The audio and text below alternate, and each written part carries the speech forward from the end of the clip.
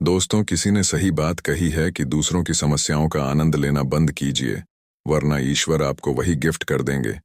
क्योंकि भगवान वही तो गिफ्ट करते हैं जिसमें हमें आनंद आता है। आदतों को लेकर के आपने बहुत सारी कहानी सुनी होंगी। जैसे आदत से मजबूर होना, पुरानी आदत है, जाते आते जाएगी, बहुत सारी कहावतें हैं। जैसी आदत है वैसा जीवन, लेकिन आदत ऐसे नहीं बनी है। दरअसल हम जिंदगी के नाम पर आदतों को ही जीते हैं। बहुत सारी आदतों को एक जगह इकट्ठी कर ले तो जो बनती है वह है हमारी जिंदगी। नमस्कार दोस्तों, टीच डायरी यूट्यूब चैनल में आपका दिल से स्वागत है।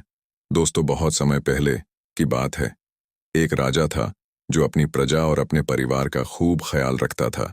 लेकिन राजा को अपने आदमियों पर कुछ दिनों से संदेह था और उस राजा के 3 बहुत ही खास मंत्री भी थे जो उसका काम संभालते थे।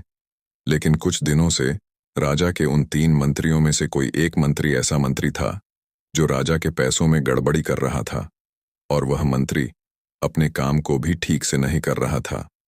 अब राजा काफी दुविधा में था। राजा को यह समझ नहीं आ रहा था कि उन तीनों मंत्रियों में से कौन सा मंत्री बेईमान है और कौन सा मंत्री ईमानदार है।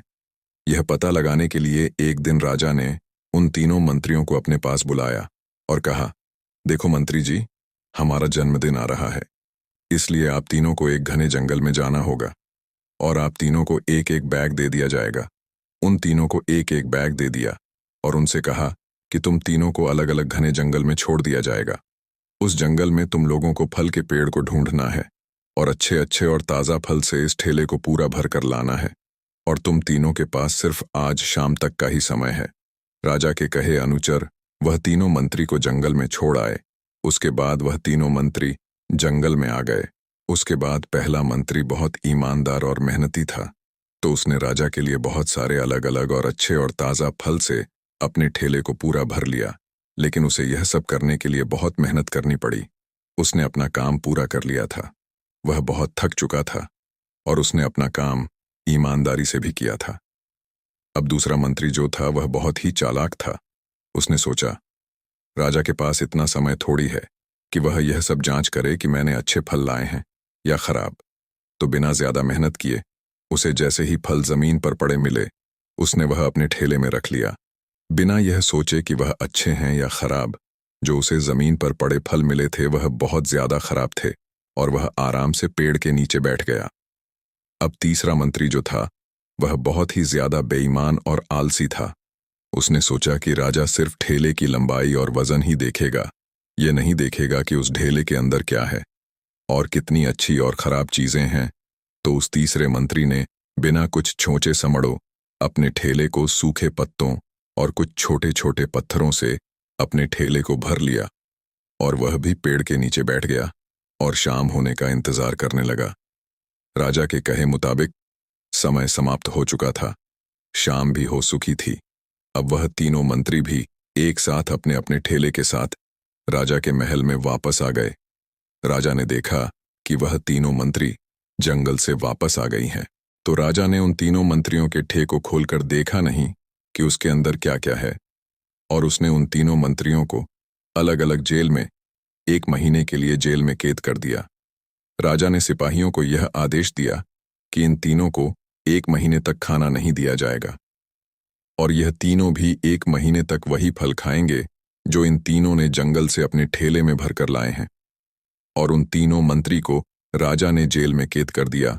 तो जो पहला मंत्री था जिसने अपने ठेले में अच्छे और ताज़ा अलग अलग फल अपने ठेले में जमा किए थे, उसने जेल में 1 महीना आराम से गुजार लिए, अच्छे फल खाते हुए जो उसने खुद जमा किया था। उसके बाद जो दूसरा मंत्री था जिसने बेकार और खराब फल अपने ठेले में रखे थे, उसे वही बेकार और खराब फल 1 महीने तक खाने पड़े और वह उस जेल में ज्यादा दिनों तक टिक नहीं पाया और बाद में वह खराब फल खाने की वजह से बीमार पड़ गया और उसकी तबीयत खराब हो गई। अब जो तीसरा मंत्री था जो बहुत ही बेईमान और आलसी था, जिसने अपने ठेले में सिर्फ सूखे पत्ते और कुछ छोटे छोटे पत्थर भरे थे, क्योंकि उसके ठेले में खाने के लिए कुछ सूखे पत्ते और कुछ छोटे छोटे पत्थर ही थे, तो वह 1 महीने के लिए क्या खाता। और तभी उसे अपने बेईमानी और आलस्य पर पछतावा होने लगा कि शायद मैंने उस दिन थोड़ी मेहनत करके इस ठेले में फल रख दिए होते तो आज मेरा यह हाल नहीं होता। और वह बिना कुछ खाए वह मंत्री जेल में 2 दिन के बाद ही जेल के अंदर ही भूख के कारण मर गया।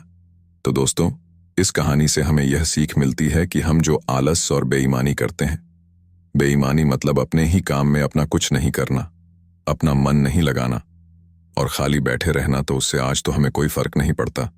आज तो हम अपने काम में आलस करके आराम कर लेते हैं, लेकिन कल भविष्य में कुछ दिन के बाद हमें उस पर पछतावा होता है।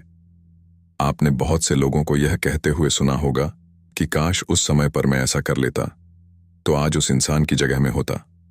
लेकिन उस समय पर उन लोगों ने आलस को अपनाया था, इसीलिए वह आज जहां के वही है, और जिसने मेहनत को अपनाया था वह इंसान अपनी मंजिल में आगे बढ़ गया। तो अपने काम के साथ बेईमानी और आलस्य बिल्कुल भी मत करो। उसके 77% बाद तो हमें पछतावे के अलावा और कुछ भी नहीं मिलता। ये जो समय है ना, इसकी कीमत कोई नहीं लगा सकता है। हम लाखों रुपए देकर भी अपनी जिंदगी का 1 मिनट भी वापस नहीं ला सकते। इसीलिए इस समय का सही उपयोग करो। समय की एक अच्छी बात है और एक बुरी बात है। अच्छी बात यह है कि हम उसे किन चीजों में गुजारते हो, यह हमारे हाथ में होता है। और बुरी बात यह है कि समय गुजर जाता है और सभी के पास दिन में 24 घंटे होते हैं, गरीब के पास भी और अमीर के पास भी। बस ये हमारे हाथ में है कि हम उस समय से क्या नया कर सकते हो। तो अपने एक एक पल का हिसाब रखो कि हम उन्हें किन चीजों में गुजार रहे हैं। धन्यवाद।